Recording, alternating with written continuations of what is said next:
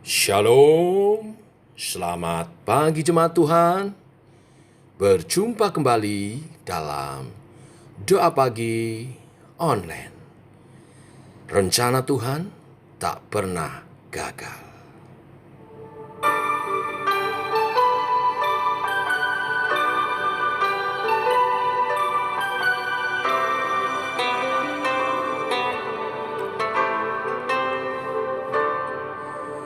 Ajarku mengerti saat jalanmu tak bisa kulihat. Kau tetap setia, ingatkanku lagi. Hidupku ada di dalam tanganmu. Rancanganmu Tuhan indah dan mulia. Tuhan tak pernah gagal, sanggup buktikan janji setiamu untuk selamanya. Imanku berkata, Tuhan tak pernah gagal.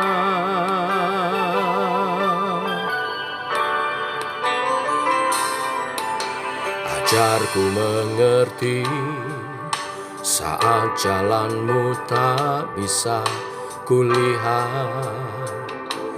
Kau tetap setia, ingatkanku lagi.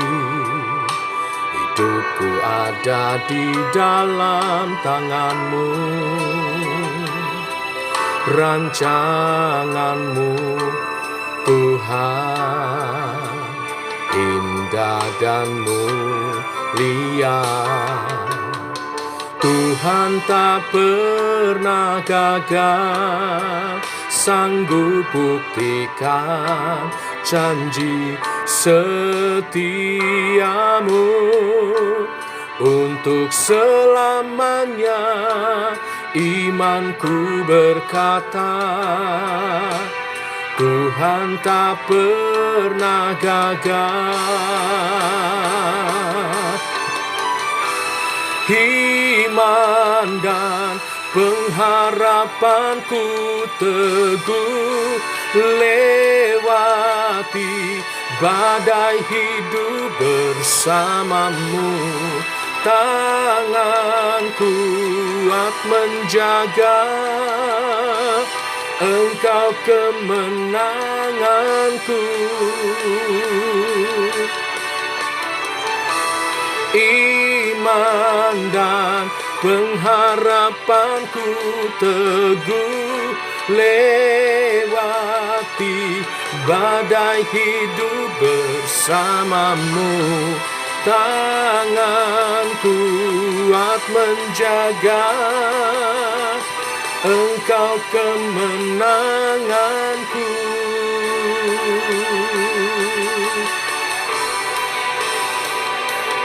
Kami percaya akan rancanganmu dan rencanamu dalam hidup kami, Tuhan. Sebab Engkau Tuhan, Allah yang Maha Kuasa, yang memegang janji-janji.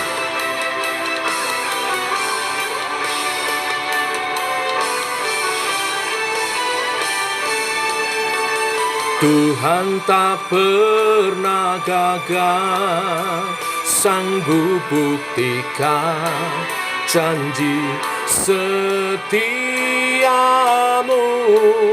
untuk selamanya.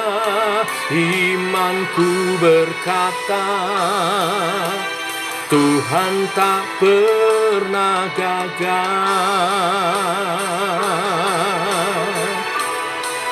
sanggup buktikan janji setiamu untuk selamanya. Imanku berkata, Tuhan tak pernah gagal. Tuhan tak pernah gagal, janji-Mu selamanya tak pernah gagal.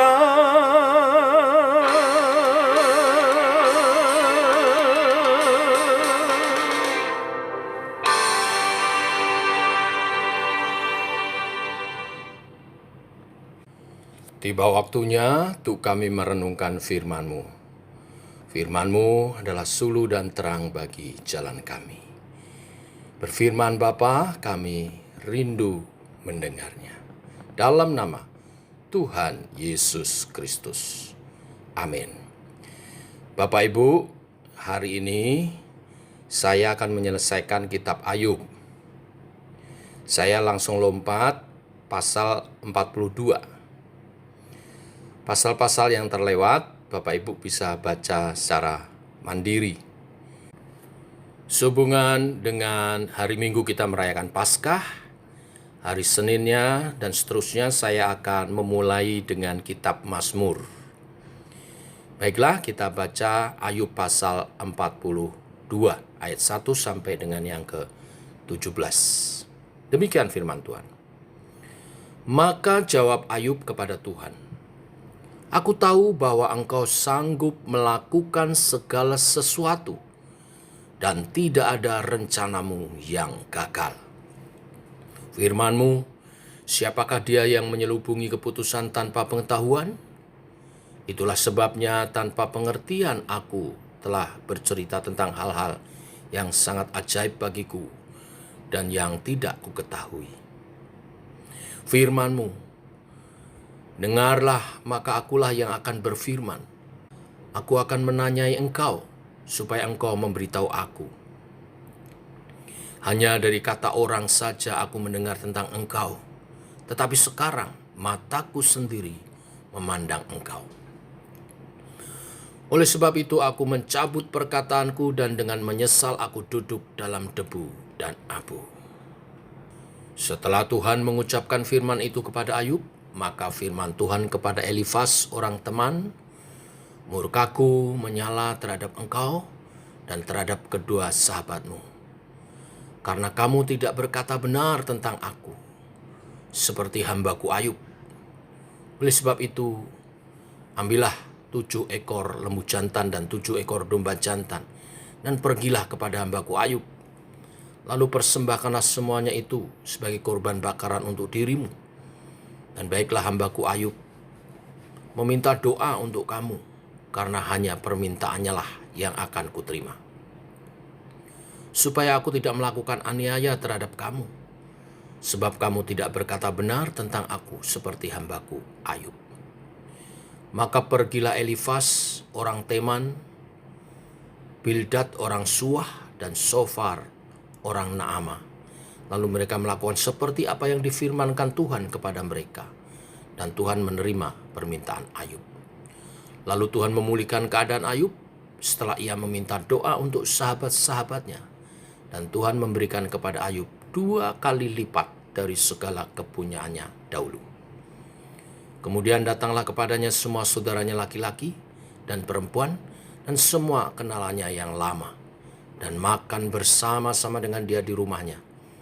Mereka menyatakan turut berduka cita dan menghibur dia oleh karena segala malapetaka yang telah ditimpakan Tuhan kepadanya. Dan mereka masing-masing memberi dia uang, 1 kesita dan sebuah cincin emas.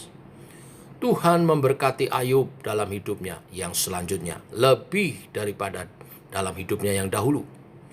Ia mendapat 14.000 ekor kambing domba dan 6.000 unta, 1.000 pasang lembu, dan 1.000 ekor keledai betina.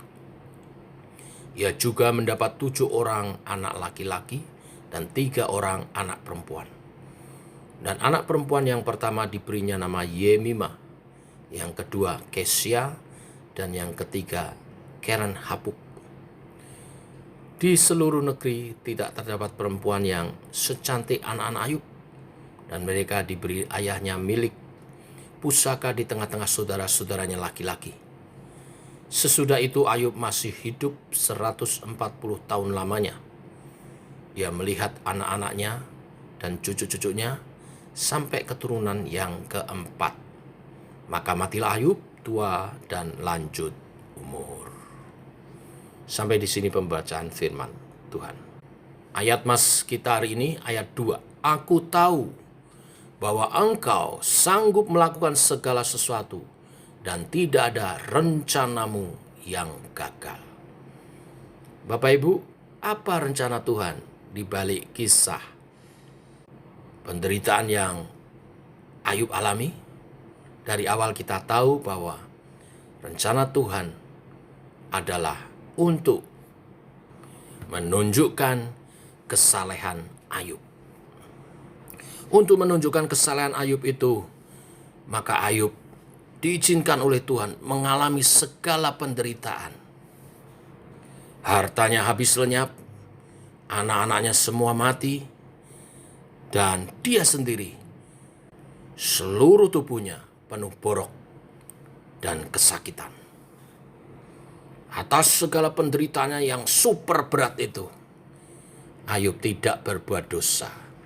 Dan Ayub tidak meninggalkan Tuhan. Itulah kesalehan dinyatakan. Setia saat dalam penderitaan sekalipun. Ayub tabah. Imannya tetap kuat dalam penderitaan. Memang dalam penderitaannya yang super hebat ini, dia mengeluh, dia berkeluh kesah, dia mengomel, protes kepada Tuhan. Oleh sebab itu, di pasal terakhir ini, ayat 6, Ayub mencabut perkataannya, mencabut omelannya, keluh kesahnya kepada Tuhan, dan menyatakan penyesalannya. Dan Tuhan memulihkan keadaan Ayub. Poinnya hari ini adalah, Bapak Ibu, rencana Tuhan tak pernah gagal. Rencana Tuhan mengizinkan penderitaan menghampiri Ayub dan iblis menguji dia adalah supaya menunjukkan kesalehan Ayub. Dan Ayub berhasil melewatinya. Dia tetap setia kepada Tuhan. Kesalehannya teruji. Bahkan melalui ujian ini, kesalehan Ayub naik level. Dan oleh sebab itu Tuhan memberkati. Dikatakan pemulihannya terjadi 2 kali lipat. Dia peroleh kekayaannya kembali, mungkin dari saudara-saudaranya yang memberi persembahan kepada dia. Juga ribuan ternaknya dipulihkan. Mungkin terjadi ternak yang dibeli dari harta benda yang diberi persembahan dari saudara-saudaranya itu subur, berlipat ganda, melahirkan banyak keturunan. Dan juga keturunan Ayub pun dikembalikan. Tuhan memberi anak-anak kembali kepada Ayub. 7 anak laki-laki dan 3 anak perempuan yang paling cantik di muka bumi ini. Tidak hanya keluarganya dipulihkan, bisnisnya dipulihkan, hubungannya dengan teman-temannya pun dipulihkan. Tadi kita baca, untuk pemulihan sahabat-sahabat Ayub, mereka harus membawa korban persembahan yang dipersembahkan oleh Ayub kepada Tuhan. Dan Ayub menaikkan doa, permohonan ampun bagi mereka, pengudusan mereka. Saudara lihat di sini, ada prinsip-prinsip rohani. Selain rencana Tuhan, tidak akan gagal. Sikap perkataan yang salah kepada orang yang saleh membawa hukuman Tuhan. Dan orang saleh itulah yang bisa membatalkannya. Dan doa Ayub bagi sahabat-sahabatnya menunjukkan kembali kesalehannya secara sosial. Orang yang saleh tidak pendendam. Orang yang saleh tidak mengutuki, tapi memberkati. Bapak Ibu, hari ini adalah hari Sabtu Suci, hari antara kematian Yesus dan kebangkitannya, yang kita akan rayakan esok hari Minggu dalam perayaan Paskah. Kalau kita merenungkan Akhir dari kitab Ayub ini, kita diminta untuk belajar bahwa di balik penderitaan orang percaya, ada pengharapan kemuliaan di dalam Tuhan. Dan dalam penantian masa-masa kemuliaan itu digenapi, kita mesti tetap teguh dalam iman percaya. Menahan mulut kita dari keluh kesah dan menghakimi orang lain. Berdoa untuk yang bersusah, yang menderita. Berkati, jangan menghakimi. Kalau ada dosa, mengaku. Minta ampun kepada Tuhan. Karena pengakuan dosa, kesalahan, sangat diperhitungkan oleh Tuhan. Dan yakinlah, rencana Tuhan tak pernah gagal. Di balik penderitaan yang Tuhan izinkan bagi orang percaya, kemuliaan akan dinyatakan. Dan Dia menjamin atas peristiwa kebangkitan Kristus yang esok kita rayakan bersama. Kebangkitannya menyatakan bahwa Dia Tuhan Allah, Sang Penguasa dunia. Maut telah dikalahkannya, dan Dia beri kehidupan kekal bagi setiap orang yang percaya, yang berjalan dalam rencananya yang mulia. Tuhan memberkati. Mari kita berdoa. Bapa, kami bersyukur oleh kasih dan anugerah-Mu. Pagi hari ini kami belajar dari pemulihan Ayub. Rencana Tuhan bagi setiap orang percaya adalah di balik penderitaan ada kemuliaan Tuhan tersedia. Kristus mati menderita bagi kami, supaya setiap kami diampuni dosanya dan dipulihkan kondisi kami sebagai anak-anak Tuhan, waris kerajaan surga dan hidup bagi kemuliaan Tuhan. Dan setiap kami selama masih di dunia ini berjuang dengan tubuh jasmania kami yang penuh dengan kelemahan dan keterbatasan, supaya kami teguh berpegang kepada kebenaran firman-Mu ini, bahwa penderitaan kami yang kami alami di dunia ini tidak sebanding dengan kemuliaan yang Kau sediakan di dalam Yesus Tuhan kami, penebus kami, Kristus, Tuhan dan Juru Selamat kami. Biar kami setia, apapun pergumulan kami setia, tidak meninggalkan iman kami kepada Tuhan Yesus.